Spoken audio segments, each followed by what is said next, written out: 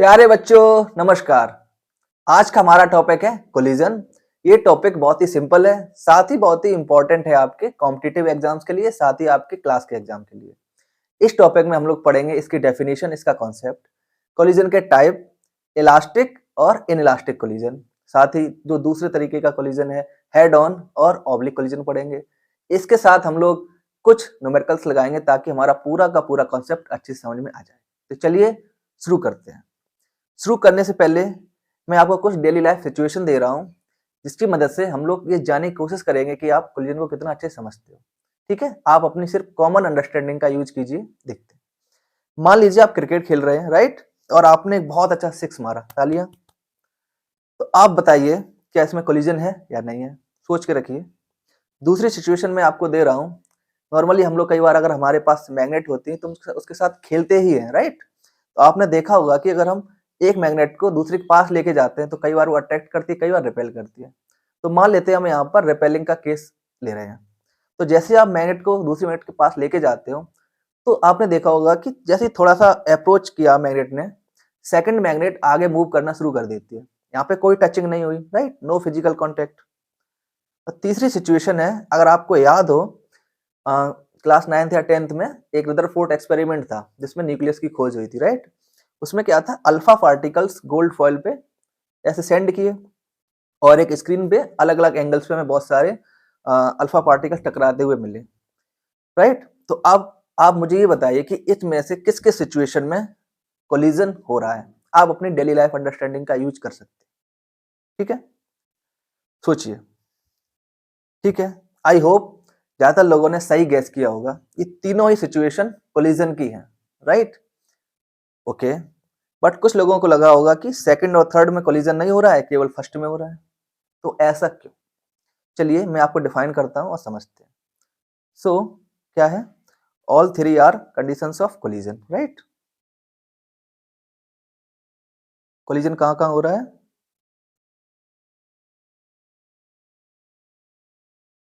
Collision हो रहा है आपका हर कंडीशन में, राइट।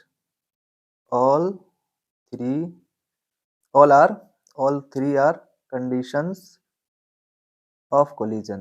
ओके, अच्छा, तो अब इसका कॉन्सेप्ट क्या है, right. So the concept is, what is collision? Collision is basically interaction. क्या है? It is interaction between two or more bodies, right, to or more bodies. ठीक है, for short time interval, for short time interval. पहली बात क्या है? Interaction है। ठीक है, देखो यहाँ पे फिजिकल कांटेक्ट की बात नहीं कर रहा है, इंटरेक्शन की बात कर रहा है। इंटरेक्शन किसके थ्रू होगा? नॉर्मली कोई फोर्स इन्वॉल्व होगा, राइट। पहली बात। दूसरी बात क्या है? शॉर्ट टाइम इंटरवल है। ओके, ठीक है, इन विच क्या होता है? इन विच वेलोसिटीज और path of motion change, path of motion change. ठीक है, बात समझ में आ रही है? इंटरेक्शन मीन्स फोर्स, कोई फोर्स इन्वॉल्व होगा।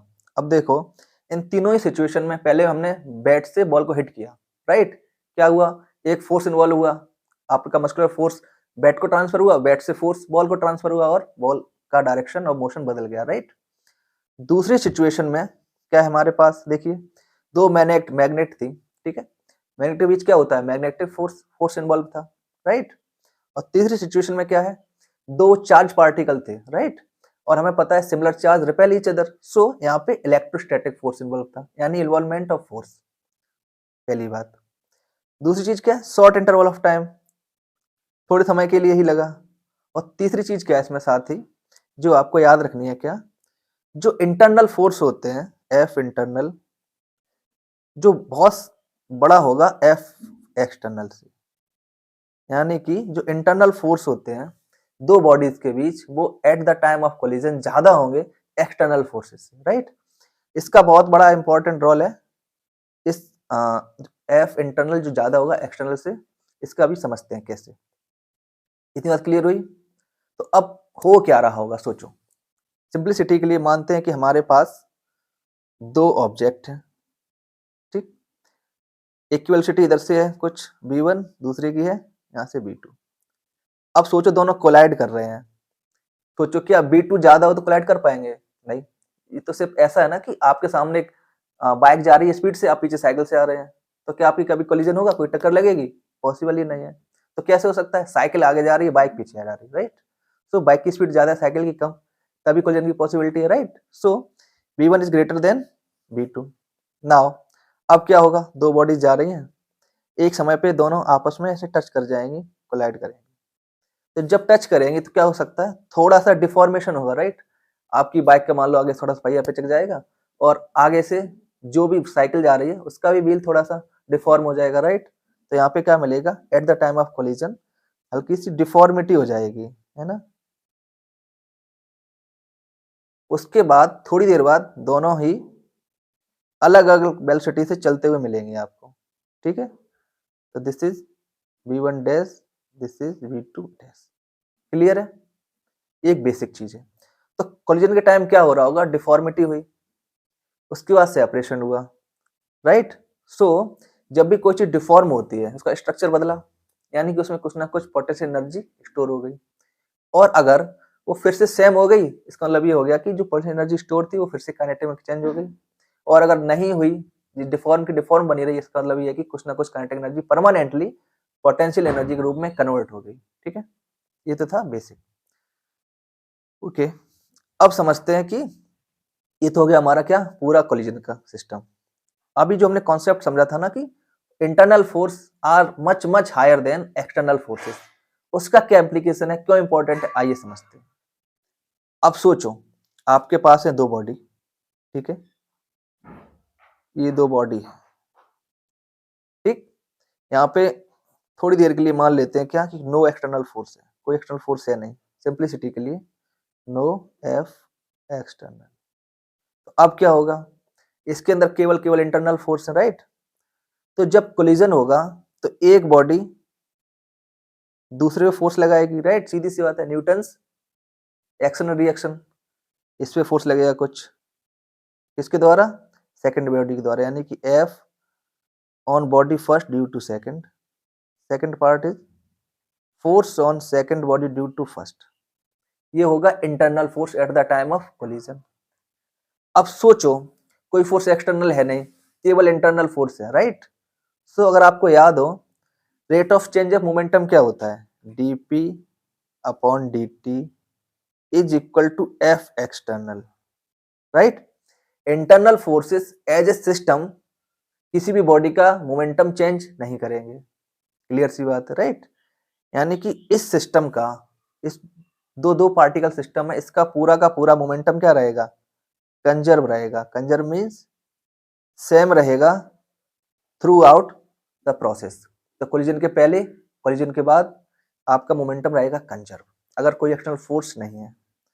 अब मान लेते हैं कि एक्सटर्नल फोर्स था, क्या करते हैं, let now there is F external present,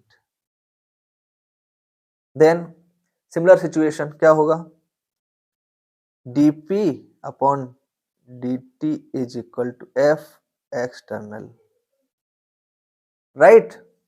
इसका मतलब क्या हुआ, इसका मतलब हुआ dp is equal to F external into dt। अब अगर सोचो एफ एक्सटर्नल फोर्स बहुत बहुत बहुत कम हो जाए, क्या हो जाए, बहुत कम, और dt तो ऑलरेडी कम ही है, क्योंकि जो कोलिजन का टाइम है वैसे ही बहुत छोटा होता है, right. So this is already less और दिस इज लेस। अब दो छोटी छोटी चीजों का मल्टीप्लाई हो तो क्या हो जाएगा, और छोटी, राइट। सो इसका मतलब हो गया dp यानी जो चेंज है approximately equal to 0. So we can assume that dp is equal to 0. This means p यानी मोमेंटम क्या हो गया, कंजर्व हो गया।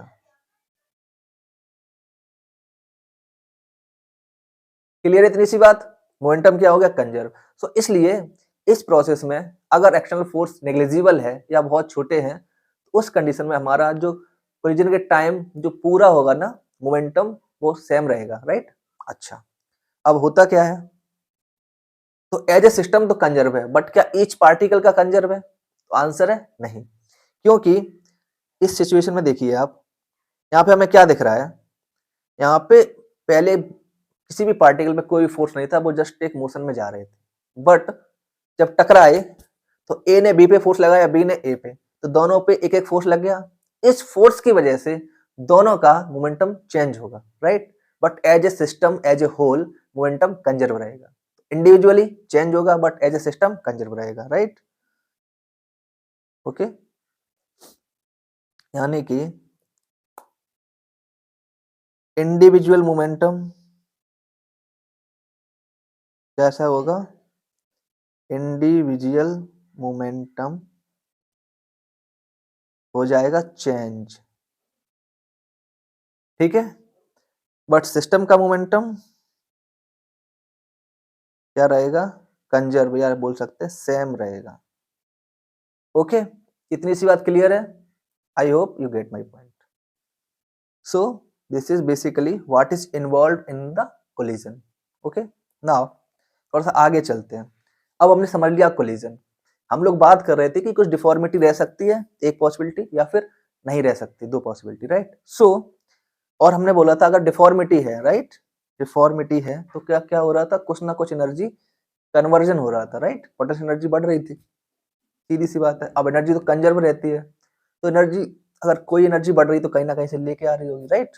सो काइनेटिक एनर्जी कम हो जाएगी। और दूसरा सिचुएशन था क्या, कोई डिफॉर्मिटी नहीं है, राइट, तो जैसी एनर्जी थी वैसी ही है। जितनी पोटेंशियल पहले थी उतनी पोटेंशियल बाद में भी है, जितनी काइनेटिक पहले थी उतनी काइनेटिक बाद में। So based on this there are two types of collision, right. Collision के टाइप कितने हो गए, based on energy, specially kinetic energy conservation,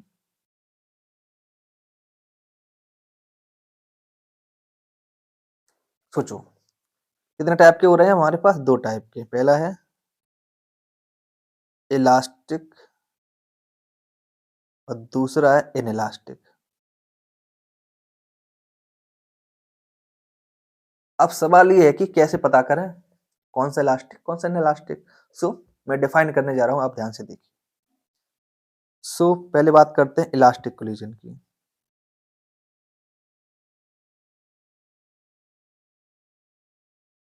इसका क्या मतलब है, तो कुछ टर्म समझते हैं क्या।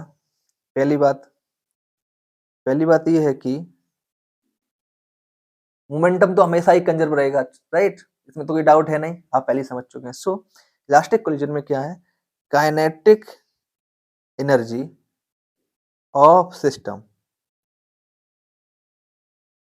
Will be conserve.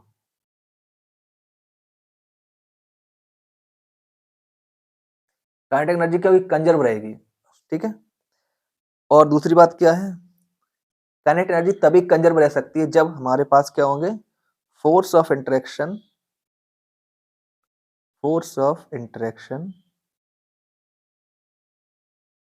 या इंटरनल फोर्स कैसे होने चाहिए, कंजर्वेटिव होंगे,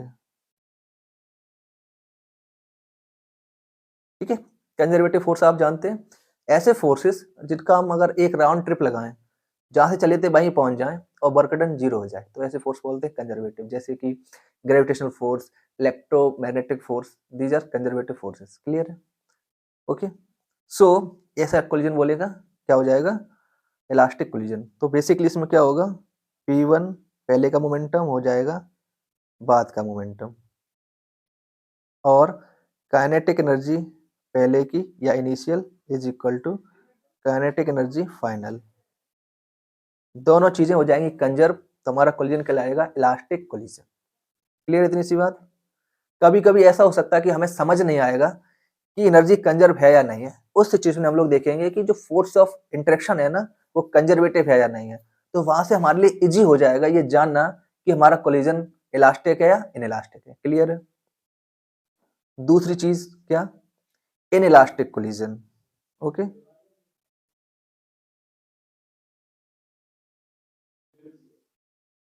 in elastic collision,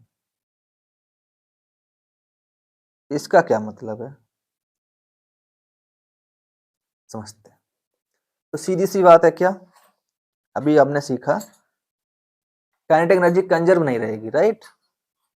kinetic energy will not be conserve, it will change, right. दूसरी बात समझ में आए, हो या रही है या नहीं हो रही है, तो समझ लो क्या, forces of interaction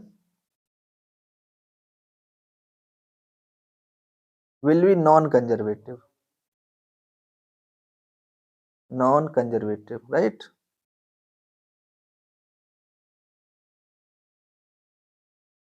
non conservative forces होंगे, क्लियर है। यानी कि अगर राउंड ट्रिप लगाएं एक, तो क्या हो जाएगा, कुछ ना कुछ वर्क डन आएगा। फॉर एग्जाम्पल के लिए आप याद रख सकते हैं नॉन कंजर्वेटिव फोर्सेस के example, friction, friction force, viscous force, है ना। इस तरह के फोर्स क्या है, एनर्जी को लॉस कराते हैं, बेवजह लॉस कराते हैं, इनको बोलते हैं फ्रिक्शन और विस्कस को non conservative forces, right, clear है। कभी कभी कुछ ग्लू टाइप हो सकता है, जिससे दो चीजें चिपक जाएं, राइट, एकदम से ऐसे। तो इस तरह के फोर्स आपको दिखेंगे normally non conservative force, clear है। नाउ अब आगे क्या करते हैं और समझते हैं, यहाँ तक कोई डाउट है, कोई डाउट नहीं। अच्छा, ये तो था एनर्जी के आधार पे कोलिजन का सेपरेशन, ओके। तो यहाँ पे देखो क्या क्वेश्चन लिख सकते हैं नॉन इन इलास्टिक में, P1 या P initial is equal to P final, एक क्वेश्चन। बट दूसरी जो क्वेश्चन रहेगी ना, वो रहेगी kinetic energy does not equal to the final kinetic energy, clear है। इतनी बात आप याद रखिए, राइट। कोई डाउट इसमें, अब कितनी होगी वो सवाल आपको जो भी न्यूमेरिकल है प्रॉब्लम उसमें पहले से ही बताएगा कि 80% है, 70% है, 50% है, whatever the number is, right, okay. So ये हो गया हमारा एनर्जी के आधार पे। अब समझते हैं हम लोग क्या, हेड ऑन कोलिजन, जो कोलिजन हो रहा है उसका पाथ क्या है, right, based on the path, based on path.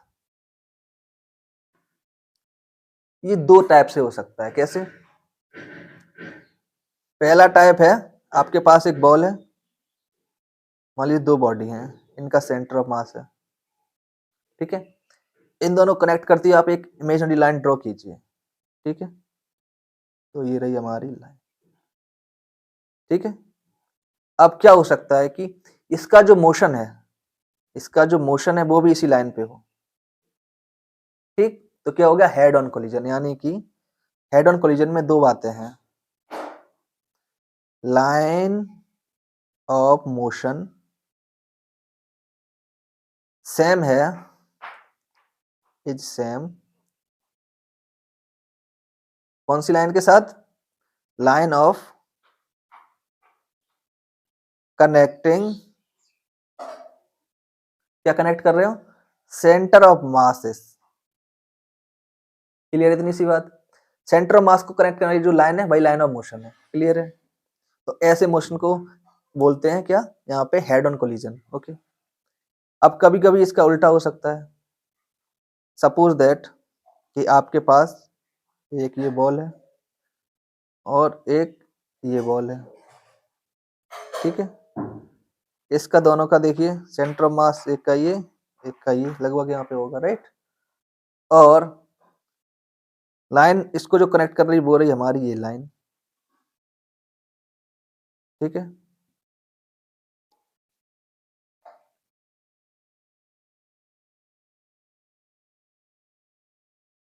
Okay,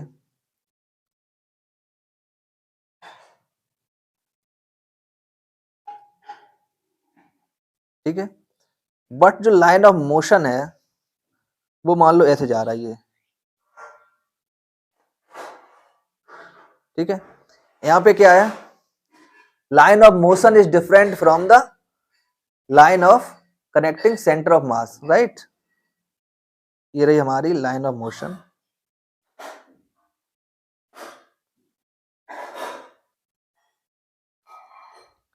और दूसरी चीज क्या हो गई, line connecting centre of mass. ये दोनों डिफरेंट हो जाएं तो इसको बोलते हैं क्या, ऑब्लिक कोलिजन। क्या बोलते हैं, ऑब्लिक कोलिजन।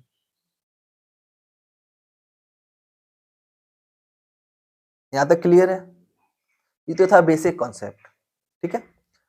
सो नाउ अब ये दोनों चीजें अलग अलग है, राइट। यानी कि हेड ऑन कोलिजन इलास्टिक हो सकता है, इनइलास्टिक हो सकता है, वैसे ही ऑब्लिक कोलिजन भी इलास्टिक और इनइलास्टिक हो सकते हैं। क्लियर है इतनी सी बात। चलो अब तो सबसे इंपॉर्टेंट केस पढ़ते हैं, head on collision that is elastic. Okay, so now elastic and head on collision.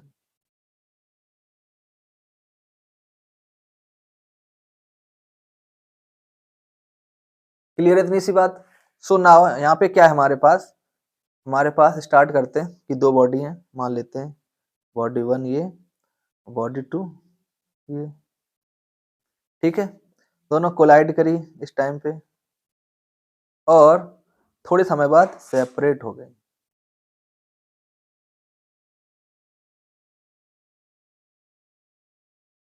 Clear है, कोई डाउट? ओके, सो नाउ इसका मास मान लेते हैं m1 और इसकी स्पीड u1, इसका मास m2, इसकी स्पीड u2। क्लियर है। और आफ्टर कोलिजन वेलोसिटी चेंज होके v1 v2 हो गई, मास तो सेम ही रहेगा, राइट, m1 m2। क्लियर है ना। यहाँ पे क्या हो रहा है इनका, collision.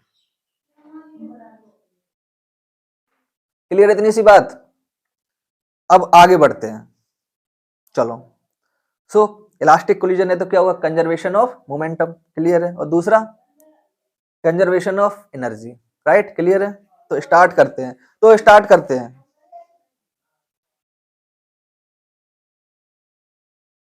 So now from conservation of momentum क्या हो जाएगा, देखो मोमेंटम क्या है, m और v का प्रोडक्ट। सो पहली बॉडी की क्या हो गया, m1 u1 plus m2 u2 is equal to m1 v1 plus m2 v2। Clear है इतनी सी बात। सो अब थोड़ा सा सेपरेट कर लेते हैं, क्या, m1 एक तरफ और m2 एक तरफ। सो हमारे पास हो गया क्या, m1 इधर लेके जा रहे हैं, m2 लेके जा रहे हैं इधर, तो हमें क्या दिखेगा, m1 u1 minus m1 v1 is equal to m2 v2 minus m2 u2। Simple. अब m1 और m2 कॉमन ले लेते हैं, right. So this equals m1 u1 minus v1 is equal to m2 v2 minus u2। Clear है। इसको आप note कर लीजिए, बहुत इंपॉर्टेंट है, थोड़ी देर बाद काम आएगी।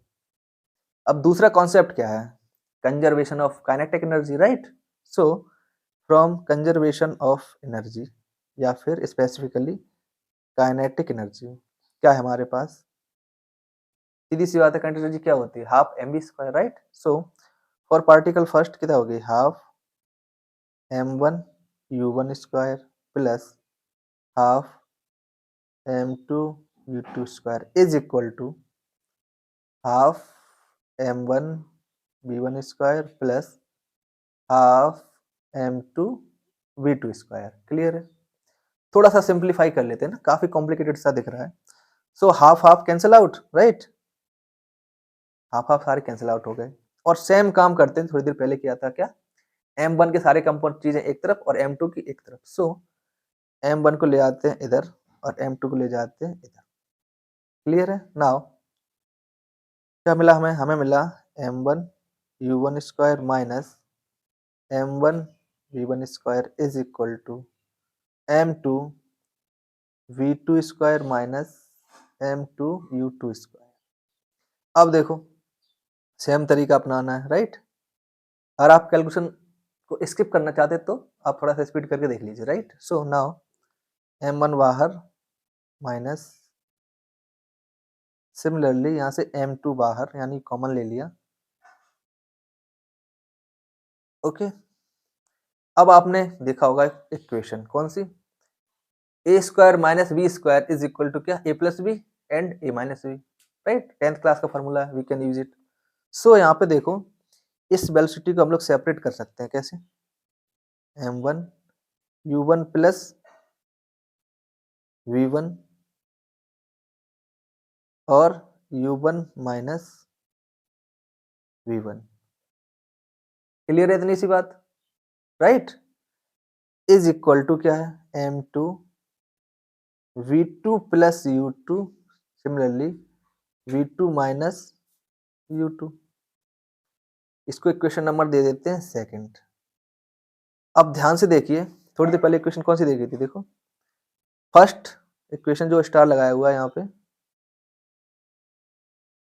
और ये देखो अगर हम लोग सेकंड को डिवाइड कर दें फर्स्ट से, राइट? देखो कुछ टर्म्स कॉमन आ रहे हैं, M1 B1, ये देखो यहाँ पे B1 माइनस दिस वन, और M1 ये यहाँ पे B2 minus U2, V2 minus U2 और M2, तो डिवाइड कर सकते हैं, राइट? सो अगर हम लोग डिवाइड कर दें क्या, now equation 2 is divided by first, we will get क्या, ये सब ग्रीन में जो दिख रहे हैं कैंसिल आउट हो जाएंगे, राइट? तो हमें क्या मिलेगा, हमें मिल जाएगा केवल U1 plus B1 is equal to B2 plus U2, right? बहुत अच्छी बात है। अब थोड़ा सा स्टार्टिंग की वेलोसिटीज बाद की साथ साथ कर लेते हैं, राइट? तो हमें मिलेगा यहाँ पे U1 minus U2 is equal to B2 minus B1। इसमें कुछ मैजिक है, ध्यान से देखिए आपको दिखेगा। अब देखो यहाँ पे क्या दिख रहा है हमें, ये कौन सा कोलिजन था, इलास्टिक कोलिजन था, राइट? तो U1 माइनस U2 क्या है, U1 वेलोसिटी थी कि देखो ध्यान से, U1 पहले की थी, U2 थी सेकंड की स्टार्टिंग स्पीड, यानी कि अप्रोचिंग स्पीड है, राइट? U2 जा रहा था, U1 पीछे से आया, राइट? तो रिलेटिवली U2 के रिस्पेक्ट में अप्रोचिंग स्पीड क्या है, U1 minus U2, right? Similarly देखो सेकंड सिनेरियो जहाँ पे आफ्टर कोलिजन आगे जा रहे हैं, राइट? B1 एंड B2, तो ऐसे जा रहे होंगे, ये B1 ये B2 ऐसे, राइट? सो B2 माइनस B1 क्या हो जाएगी, velocity of separation, right?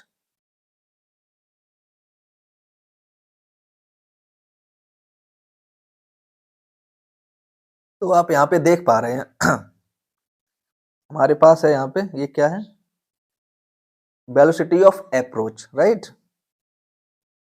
Velocity of approach, और ये क्या हो गई, वेलोसिटी ऑफ सेपरेशन, राइट?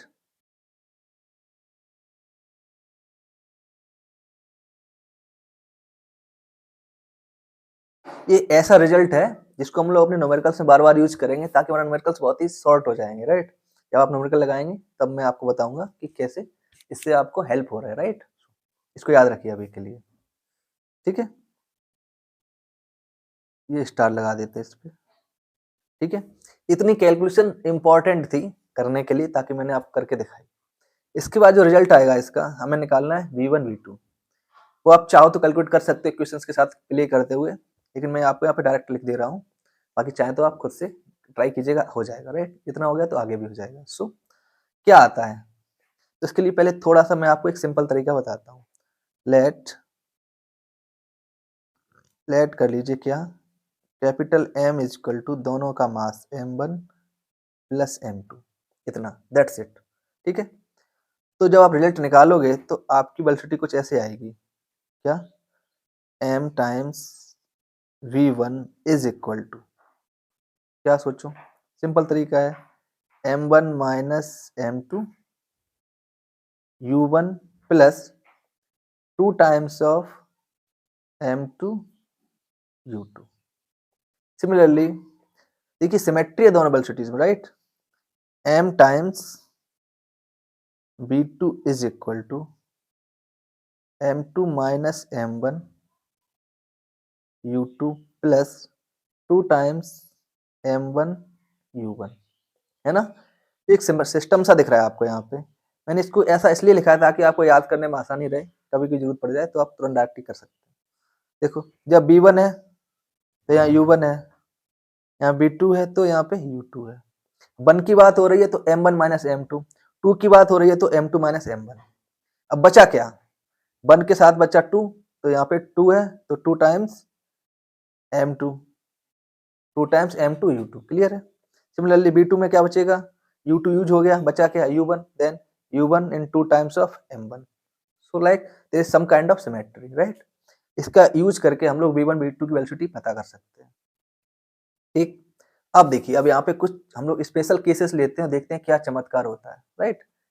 अब आप देखिए, अब जैसे हमारे पास 2 मास थे M1 M2, तो एक सिचुएशन लेते हैं जिसमें क्या हो जाएगा, फर्स्ट सिचुएशन स्पेशल केस जिसमें M1 और M2 बराबर हो जाए, सोचो, ठीक। अब क्या होगा, दोनों मास हो गए बराबर, तो B1 कैसे निकालेंगे, सीधी सी बात है, पहले इक्वेशन यूज करते हैं, राइट। तो M क्या हो जाएगा, M हो जाएगा हमारा क्या 2M, क्योंकि दोनों मास बराबर हैं, और let M1 equal to M2 is equal to small m, clear है। पुट करके देखो, तो 2M is equal to M1 minus M2 term हो जाएगा 0, right, because both masses are same. So हमें मिलेगा सीधा 2M U2, 2M से 2M कैंसिल, तो हमें मिल जाएगा B1 is equal to U2। Similarly B2 निकालेंगे तो similarly B2 is equal to मिल जाएगा हमें U1, राइट। कुछ नहीं, जस्ट इसमें पुट कीजिए, देखो M2 minus M1 cancel, right, 2 से 2 कैंसिल, M से M cancel, B2 is equal to U1, clear. अब आप ध्यान से देखिए, B1 वेलोसिटी हो रही है B2 की, यानी कि जो पहला पार्टिकल है वो उसके पास आ गई दूसरे पार्टिकल की वेलोसिटी, और दूसरे पार्टिकल के पास आ गई पहले पार्टिकल की वेलोसिटी, राइट, है ना, अच्छी बात। तो यहाँ पे क्या हो रहा है, वेलोसिटीज इंटरचेंज हो गई, राइट। क्या मिल रहा है हमें, इंटरचेंज ऑफ वेलोसिटी। अगर सेम मास है ना, तो एक आया जैसे ये रखा था, राइट, ये मान लो ये रेस्ट में है, तो ये सीधा आया, यहाँ टकराया, तुरंत ये चला गया, वेलोसिटी इंटरचेंज हो गई, फिर ये वापस आया, मान लो यहाँ टकराया तो ये यहाँ चला गया। इस तरह से आपने देखा कैरम बोर्ड खेला होगा, राइट। तो कभी कभी हमारे पास स्ट्राइकर नहीं होता है, हम क्या करते हैं, हम उस गोटियों से ही खेलने लगते हैं। अब चूंकि सारी गोटियां नॉर्मली आइडेंटिकल हैं, तो आपने यहाँ पे कई बार ऐसा देखा होगा कि जब आप कोई चाल कर रहे हो ना, तो जिस गोटी से आपने उसे हिट किया वो वहीं रह गई, आगे वाली चली गई, राइट। तो यहाँ पे क्या दिख रहा है हमें, यही कॉन्सेप्ट दिख रहा है, ओके। अब और इंटरेस्टिंग केस देखना अभी, अब मान लीजिए इंटरेस्टिंग केस, दूसरा केस है हमारे पास, कोई फर्स्ट बॉडी बहुत छोटी सी हो, सेकंड बॉडी बहुत बड़ी, यानी कि M1 is very very less than M2, ठीक है, यानी कि आपके पास एक छोटी सी बॉल है, आप दीवार में मार रहे हो, राइट, इस तरह का सिचुएशन। तो नॉर्मली क्या होता है, आपने देखा होगा कि बॉल हमारी बाउंस बैक होके आ जाती है लगभग सेम स्पीड से। इसको मैथमेटिकली समझते हैं, देखो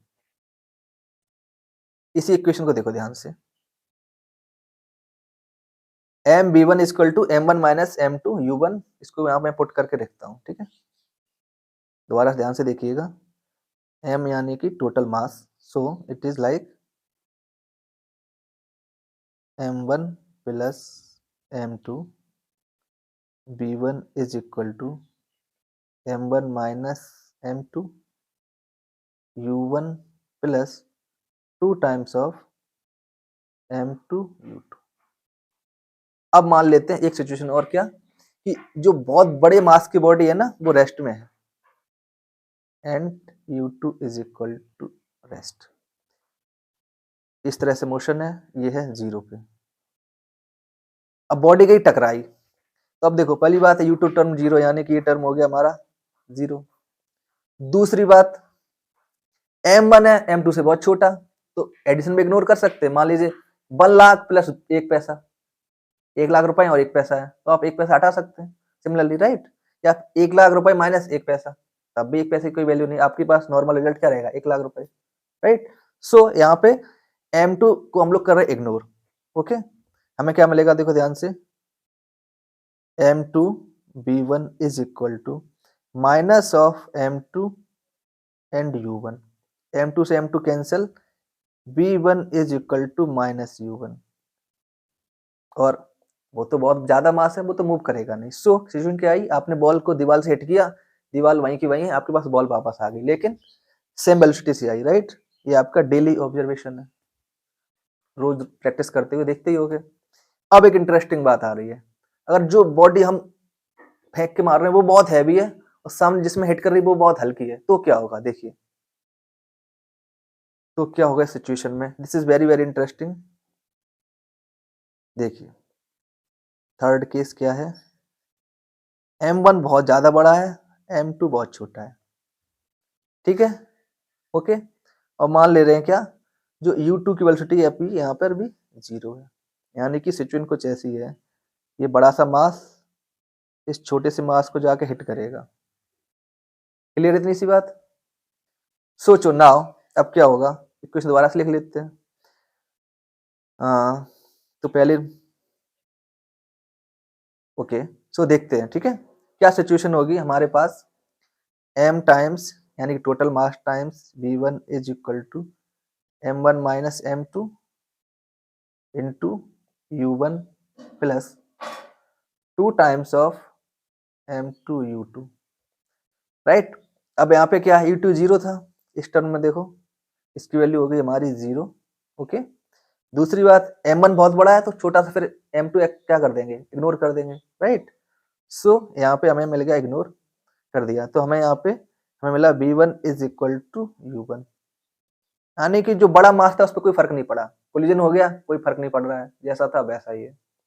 लेकिन लेकिन लेकिन अब b2 देखिए, तो m times v2 is equal to m2 minus m1,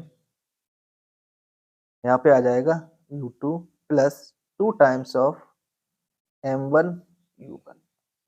u2 0 है, सो इसको ये टर्म हो गया हमारा 0, हमें मिला 2m1 u1, राइट। अब m क्या था, सीधी सी बात है, m है m1 प्लस m2, m2 छोटा है तो यहाँ पे मिल जाएगा हमें practically m1 b2 is equal to 2 times of m1 u1, m1 से m1 cancel, b2 is equal to 2 times of u1। Surprise है ना, देखो हाथी आ रहा है, ठीक है, रास्ते में कुत्ता था, डॉग मिला, पैर लग गया उसका उससे, तो कुत्ता उड़ गया, लेकिन हाथी पे कोई फर्क नहीं पड़ रहा है, देख पा रहे इसको। या सिंपल लाइफ समझिए कि मान लीजिए एक ट्रक जा रहा है, पीछे आगे एक साइकिल वाला जा रहा है, गलती से, मैं नहीं कह रहा हूं, गलती से टक्कर लगी, तो ट्रक की स्पीड कोई फर्क पड़ेगा, कोई फर्क नहीं पड़ा, लेकिन साइकिल वाला उड़ गया, बहुत तेजी से रफ्तार होगी, मान लीजिए गिरा नहीं लेकिन उसकी साइकिल स्पीड बहुत तेजी से हो गई, राइट। सो आप यहाँ पे क्या देख रहे हैं, बहुत ही अमेजिंग रिजल्ट्स आ रहे हैं जब कोलिजन हमारा हो रहा है क्या, इलास्टिक और मास में बहुत डिफरेंसेस है, राइट। तीनों केस बहुत इंटरेस्टिंग है, जब मास सेम है तब क्या हो रहा है, ट्रांसफर हो जा रहा है मोमेंटम, वेलोसिटी क्या हो रही है, ट्रांसफर हो रही है, जो पहले की थी वो दूसरे की, जो दूसरे की थी पहले की। लेकिन जब मास में बहुत ज्यादा अंतर है, राइट, तो पहला केस एक मास हमारा छोटा है, वो बड़े को हिट कर रहा है जाके, तो छोटा मास हिट होके वापस आ जाएगा सेम वेलोसिटी से, बट डायरेक्शन होगा नेगेटिव, राइट। बट जब बड़ा मास जाके छोटे को हिट कर रहा है, तो बड़े मास पे तो कोई फर्क नहीं पड़ रहा है, लेकिन छोटा मास उड़ गया, कितनी वेलोसिटी से, दुगनी वेलोसिटी से।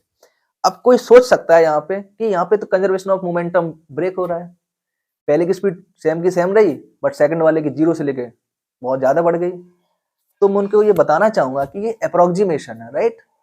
असलियत में दोनों वेलोसिटी थोड़ी थोड़ी सी कम होगी और हमारा law of conservation of momentum conserve रहेगा, इंटैक्ट रहेगा, वो चेंज नहीं होगा। बट प्रैक्टिकली देखने पे हमें ऐसा ही लगेगा कि जो बड़ा मास जब हिट किया छोटे मास को, तो उसकी वेलोसिटी में कोई फर्क नहीं पड़ा, लाइक सेम बात, जैसे 1 लाख और 1 रुपए, राइट। बट जिसकी 0 थी उसकी 2 रुपए हो गई। तो दो 0 वाले को लगेगा मैं तो बहुत अमीर हो गया हूँ, बट 1 वाले को कोई फर्क नहीं पड़ रहा है, राइट, 1 लाख वाले को। तो सेम सिचुएशन यहाँ पे हो रही है। क्लियर इतनी सी बात? तो ये था बहुत ही इंटरेस्टिंग रिजल्ट। इसलिए आपने ऐसे बहुत सारे 3 यहाँ पे आप जो नॉर्मली शॉर्ट्स में या कहीं आपने देखा होगा प्रैक्टिकल करके दिखाते हैं। एक न्यूटन्स का कैटल टाइप, राइट, 4-5 उसमें ऐसे बॉल लटके रहते हैं। मैं आपको यहाँ पे फिगर बना के दिखा रहा हूँ, आपने शायद देखा ही होगा। ऐसे, है ना, एक पेंडुलम, ऐसे दूसरे, तीसरे, चौथे, 5वें। यहाँ पे क्या करते हैं, वो एक को पीछे खींच के छोड़ देते हैं और ये फिर ऐसे एक-एक करके निकलते रहते हैं। इस तरह से देखा होगा, नहीं तो आप गूगल कीजिएगा और या फिर मेरे चैनल पे आपको शॉर्ट मिल जाएगा, राइट। दूसरा क्या था, आपने देखा होगा कभी-कभी एक बड़ी बॉल होती है और एक छोटी बॉल पे लोग ऐसे करके डालते हैं और छोटी बॉल फिर अचानक से बहुत ऊपर चली जाती है, राइट। देखा होगा आपने कुछ इस तरह का। तो ये सारे एग्जाम्पल किसके थे? इसी के थे। इसी फेनोमेना से आप उसको एक्सप्लेन कर सकते हैं, राइट। बहुत अच्छा लगा, मजा आया। तो ये तो था हमारा बहुत बहुत इंपॉर्टेंट, राइट। अब देखते हैं कुछ और जो टॉपिक बचे हुए हैं। अब यहीं पे क्या हो सकता है कि इलास्टिक कोलिजन तो हो, ठीक है। देखो अब ध्यान से एक दूसरी चीज देखते हैं कि परफेक्टली इन इलास्टिक कोलिजन। उससे पहले एक छोटा सा बहुत इंपॉर्टेंट टॉपिक है। एक एक्सपेरिमेंट किया न्यूटन ने और उन्हें कुछ पाया, इसके बारे में हम आपको बताने जा रहे हैं। वहां से मिलेगा हमें coefficient of restitution. Coefficient of restitution, ठीक है। ये एक्सपेरिमेंटली न्यूटन को पता किया। चला, तो क्या था, E is equal to velocity of separation divided by velocity of approach.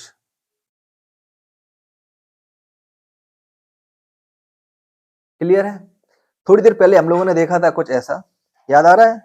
Elastic collision में, नहीं तो देखिए मैं रिजल्ट आपको दिखाता हूँ। ये देखिए, मैंने बोला था कि बहुत ही इंपॉर्टेंट रिजल्ट है, बाद में काम आएगा। ये रहा, मिल गया, राइट। U1 माइनस, देखो, velocity of approach, velocity of separation, right. यही कॉन्सेप्ट आगे यूज करने वाले हैं। सो हमें यहाँ पे मिला E is equal to velocity of separation क्या है, सोचो क्या होगी। जो दूसरी बॉडी है ना, कितने से आगे चलेगी, पीछे वाली आ रही, राइट। ऐसे, ऐसा नहीं होगा ना कि ये यहीं रह जाए आगे चली जाए, अंडर वाले ऐसे इसको चीर फाड़ कर दे, तोड़ दे, लेकिन इंटैक्ट है, देन ऐसे होगा कि आगे वाली बॉडी की स्पीड ज्यादा रहेगी, पीछे वाली कम रहेगी, right. So velocity of separation क्या हो जाएगी, v2 minus v1। Velocity of approach, अब ये आगे जा रही थी, पीछे आ रही, तो अप्रोच करने का मतलब क्या है, पीछे वाली की स्पीड ज्यादा होनी चाहिए, right. So this is u1 minus u2।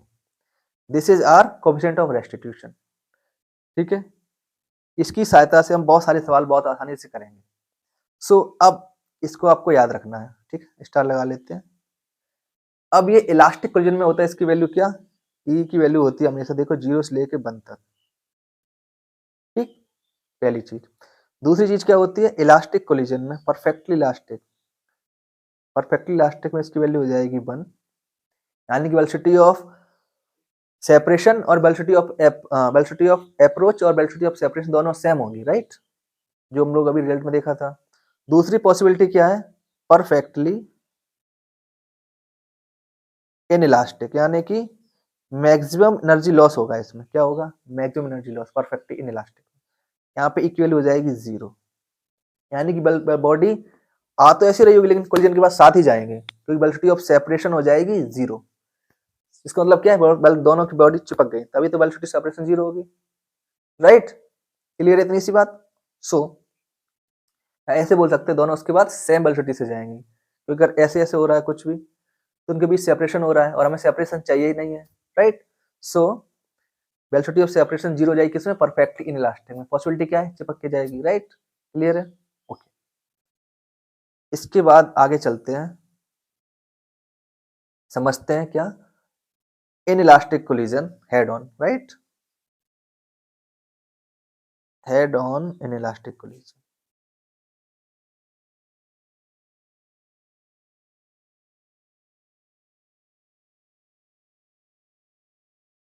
Concept पहले बताना इसलिए जरूरी था ताकि यहाँ पे उसका हम यूज कर सकें। अब देखो क्या होगा इनइलास्टिक में, सिंपल, एक बॉडी है, दूसरी बॉडी है, कोलिजन होगा, उसके बाद दोनों जाएंगे ऐसे एक ही स्पीड से, अगर परफेक्टली होता है तो, राइट, और परफेक्टली इनलास्टिक कोलिजन। क्लियर है इतनी सी बात? ये हो गया हमारा U1, ये हो गया हमारा U2, M1 M2, ये जो मास है M1 प्लस M2। क्लियर है इतनी सी बात? अब देखिए ध्यान से, तो कंजर्वेशन ऑफ मोमेंटम चेंज होगा? वो कभी नहीं चेंज होगा, राइट। सो पहली इक्वेशन किससे बनेगी? Conservation of momentum COM is equal to M1U1 plus M2U2 is equal to, अब दोनों मास चिपक गए, राइट, तो क्या हो जाएगा? M1 plus M2 total mass into इसकी वेलोसिटी। देन B बराबर क्या मिल जाएगा हमें? M1U1 plus M2U2 divide by total mass M1 plus M2। Simple है, क्लियर है, ओके। नाउ एनर्जी तो कंजर्व है नहीं, तो क्या मिलेगा? कुछ ना कुछ चेंज मिलेगा, राइट। तो चेंज इन काइनेटिक एनर्जी क्या होगी? पहली एनर्जी कुछ रही होगी, बाद की कुछ है, राइट। सो कटा देते हैं, क्या एनर्जी क्या है? Half mv square, right. So half M1U1 square plus half M2U2 square. Clear है?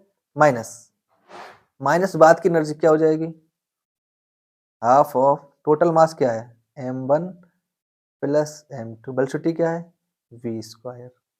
ठीक, B की वैल्यू कहां से पुट करेंगे? अभी पीछे निकाल लिया, राइट। सो हमें क्या मिलेगा? नया इक्वेशन हमें मिल जाएगा यहाँ पे half M1U1 square plus half M2U2 square, right, minus half of M1 plus M2, और B की वैल्यू पुट कर दीजिए, क्या है? देखो ध्यान से, M1U1 plus M2U2 divide by total mass, right. So M1U1 plus M2U2 divide by M1 plus M2, now total का होल स्क्वायर। क्लियर है? बहुत सिंपल है, अब कुछ नहीं बचा है। अब जब आप इसको थोड़ा शिफ्ट वगैरह करोगे, राइट, मैं ये कैलकुलेशन आपके लिए छोड़ रहा हूँ, तो रिजल्ट क्या मिलेगा? देखिए, रिजल्ट आपको मिल जाएगा 1/2 M1 M2 divide by M1 plus M2, और यहाँ पे मिलेगा U1 माइनस U2 का whole square, right. This is for change in kinetic energy. अच्छा, चेंज हो गया यानी पहले कुछ ज्यादा थी, बाद में कम रह गई, तो बीच की गई कहाँ? सिंपल सी बात है। तो ये जो एनर्जी चेंज हुई है, या फिर बोल सकते हैं एनर्जी जो लॉस हुई है, वो लॉस हो जाएगी किसमें? लॉस एज हीट, या तो हीट एनर्जी निकल जाएगी या फिर साउंड, राइट।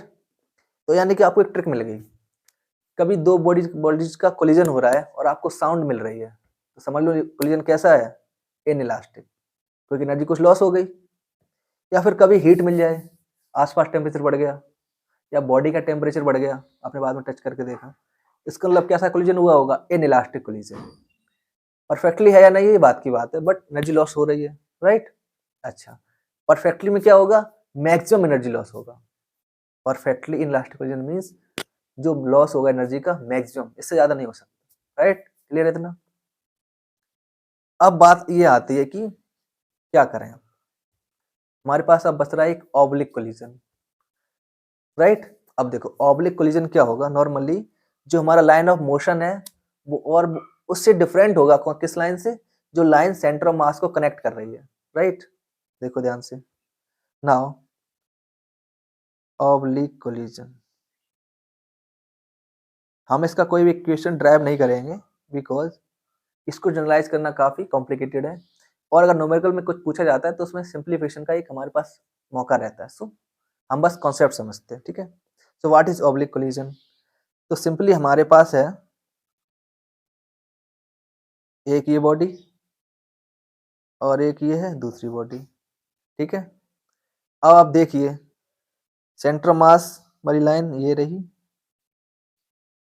ठीक है, सेंटर मास कनेक्टिंग लाइन, और हमारी लाइन ऑफ मोशन कुछ ऐसा है, ठीक है। कोलिजन कुछ कैसा होगा, जब कभी मिलेगा हमें कुछ ऐसा मिलेगा, एक यहाँ पे टकरा रहा होगा, एक यहाँ पे, उसके बाद एक चला जाएगा इस तरफ, एक चला जाएगा कुछ इस तरफ। इतनी बात क्लियर हो रही है आपको? सो this is called oblique collision. Clear है इतना?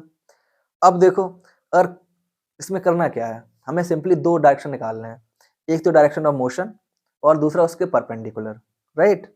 सो इस फिगर को थोड़ा सा हम अच्छे तरीके से बनाएं तो हमें क्या दिखेगा, हमें दिखेगा कुछ ऐसा, एक ये और एक ये बॉडी थी हमारे पास, ठीक है।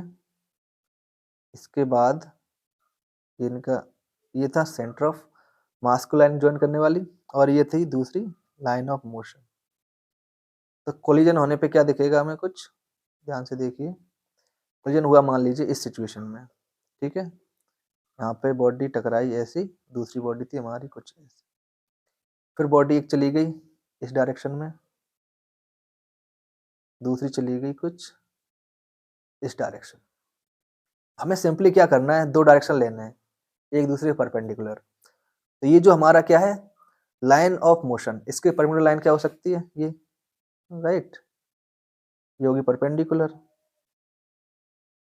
अब हमें सिंपली मोशन को दो पार्ट में ब्रेक कर लेना है, राइट, एक इसके अलोंग, एक इसके अलोंग। क्या करेंगे, वेलोसिटीज के कंपोनेंट ले लेंगे, राइट। सो एक तो कंपोनेंट कैसे लेंगे, देखो यहाँ पे ये एंगल इसका मान लीजिए यहाँ पे θ1, यहाँ पे इसके साथ एंगल θ2, राइट। ये हो गया b, यहाँ पे अगर इसकी 2 है तो b2 cos θ2, और ये हो जाएगी v1 cos θ1, right. Similarly perpendicular component क्या मिल जाएगा, वो मिल जाएगा हमें v2 sin θ1 sin θ2, और यहाँ पे मिल जाएगा v1 sin θ1। क्लियर है? सिमिलरली स्टार्टिंग स्पीड भी ऐसे ब्रेक कर सकते हैं, right, this one and this one and this one. अब हमें जो करना होगा ना, हमें जो इक्वेशंस यूज करेंगे किसकी, मोमेंटम कंजर्वेशन की, वो इसके अकॉर्डिंग करेंगे, किसके, डायरेक्शन के अकॉर्डिंग, बिकॉज मोमेंटम है डायरेक्शन, राइट। सो हम करेंगे क्या, सिस्टम का मोमेंटम एक्स डायरेक्शन में बराबर होगा सिस्टम के फाइनल मोमेंटम के एक्स डायरेक्शन के आई, और यहाँ पे एफ, और सिस्टम का मोमेंटम बाई डायरेक्शन में इनिशियल बराबर होगा सिस्टम का मोमेंटम बाई डायरेक्शन में फाइनल के। But energy does not have any direction, right, because of v square, this is scalar quantity. So energy का कोई डायरेक्शन नहीं है, ठीक, एनर्जी का डायरेक्शन तो है नहीं, energy do not have any direction, no direction. So हम उसके अकॉर्डिंग कर देंगे। अगर एनर्जी कंजर्व है तो टोटल एनर्जी पहले की, टोटल एनर्जी बाद की, और कंजर्व नहीं है देन इन दैट सिचुएशन हम लोग क्या करेंगे, इन सिचुएशन में जैसा दिया जाएगा वैसा करेंगे। क्लियर है इतनी सी बात?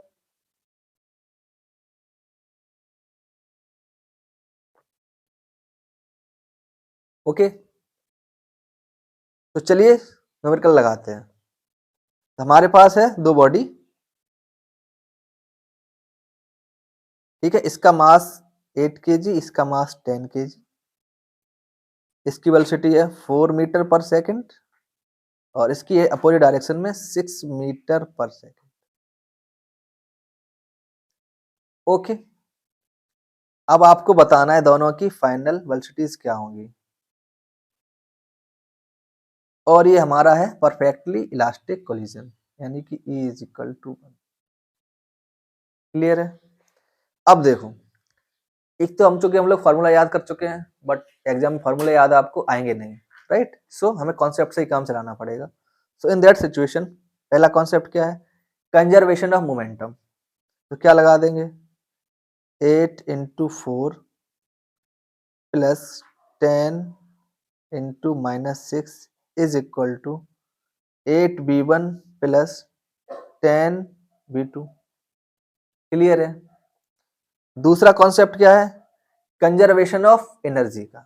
सो हाफ m यानी कि 8 इंटू 4 का स्क्वायर प्लस हाफ m यानी 10 इंटू वेलोसिटी 6 का square is equal to half m1 यानी कि 8 half 8 v1 square plus half into 10 v2 square.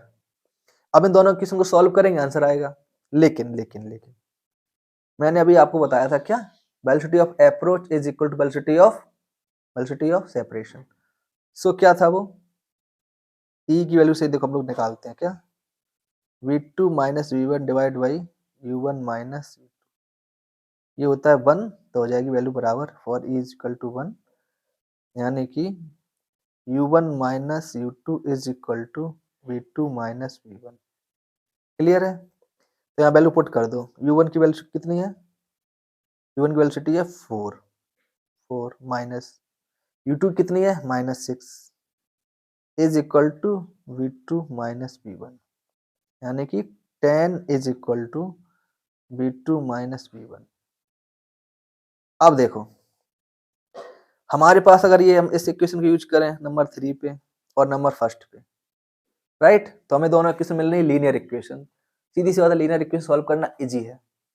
वहीं जो कंजर्वेशन ऑफ एनर्जी से मिल रही है इक्वेशन वो स्क्वायर के टर्म्स में है, राइट, तो कहीं ना कहीं हमें थोड़ा सा कॉम्प्लिकेशन झेलना पड़ेगा, राइट। मैं ये नहीं कहता आप सॉल्व नहीं कर सकते, बट मैं ये कहना चाह रहा हूँ कि आप सॉल्व करेंगे बट टाइम ज्यादा लगेगा, right. So in this situation it is easy by the method of coefficient of restitution, right. So मेरा पूरा होल पॉइंट बस इतना ही था। नाउ अब आपके पास दो इक्वेशंस हैं, आप सॉल्व कीजिए, राइट, बिकॉज जब आप खुद से करेंगे तभी आप सीखेंगे। सो दिस इज माई, इसका सिर्फ कैलकुलेशन है, दो इक्वेशन है, that is two linear equations, I think you can solve it, right. Now second question that is very interesting. मान लीजिए आपके पास एक बॉल है, एक नहीं एक्चुअली आपके पास 3 बॉल्स हैं, 1 बॉल इधर और 2 बॉल इधर, ठीक है। सबका मास है सेम मास, ओके, मास सबका क्या है, सेम है, ओके। ये दोनों स्टार्टिंग में रेस्ट में है, यानी कि इनका स्टार्टिंग रेस्ट है, और इसकी वेलोसिटी कुछ है, ये बी से हिट किया आके इन पे, ठीक। अब आपको ये बताना है क्या, इन तीन में से कौन सी सिचुएशन होगी आगे। फर्स्ट ए सिचुएशन, ए ये दोनों रुक जाएंगे और यहाँ से थर्ड वाला चला जाएगा, ठीक है, बी वेलोसिटी से नंबर कर देते हैं, ठीक है। तो 1 2 3, 1 और 2 यहाँ 3 वाला मूव कर गया। बी पार्ट क्या है, ए का ए यहीं रुक गया और ये दोनों बाकी बचे हुए चले गए b/2 से, ठीक है, 1 यहाँ रुका और 2 और 3 मूव कर गए। सी पार्ट है हमारा कि तीनों ही v3 से मूव कर रहे हैं, ओके। तो आपको बताना है कि कौन सा ऑप्शन करेक्ट है। क्लियर है ना, इंटरेस्टिंग सवाल। अब इसको चाहो तो आप जो मैंने बताया उसको सिर्फ कॉन्सेप्ट यूज कीजिए, सीधा डायरेक्टली लगा सकते हैं। दूसरा मैथमेटिकली भी करके देख सकते हैं। हमने क्या सीखा है, हमने सीखा है कि कंजर्वेशन ऑफ एनर्जी लगेगी और साथ ही क्या लगेगा, कंजर्वेशन ऑफ मोमेंटम। तो अगर हम लोग यहाँ पे ध्यान दें तो ये जो इस तरह से कुछ सवाल दिए हुए हैं ना, इन सब में कंजर्वेशन ऑफ मोमेंटम ऑलरेडी है। देखो स्टार्टिंग में क्या होगा, एम बी, अब फर्स्ट में क्या जा रहा है, एक ही बाहर जा रहा है तो उसका भी एम बी, क्लियर हो गया, m v equal to m v. Second में क्या है, दो बाहर जा रहे हैं बट वेलोसिटी क्या है, हाफ है, तो पहले क्या हो जाएगा एम इंटू बी, पहले वाली सिचुएशन क्योंकि एक था मास, बी वेलोसिटी थी। अब दो मास में वेलोसिटी हाफ है तो 2m इंटू b/2, 2 से 2 कैंसिल, बचा फिर से एम बी, यानी कंजर्वेशन ऑफ मोमेंटम फॉलो हो रहा है। और थर्ड में सेम इस तरीके से हो रहा है, m v is equal to, right, 3m divide by b/3, 3 से 3 cancel, then again also m v. Clear है इतनी सी बात। सो हमें यहाँ पर भी दोबारा से मिल रहा है क्या, कंजर्वेशन ऑफ मोमेंटम, सब में कंजर्व है। तो सिचुएशन किस में होगी, अब सोचो। अब लगाएंगे क्या, कंजर्वेशन ऑफ एनर्जी।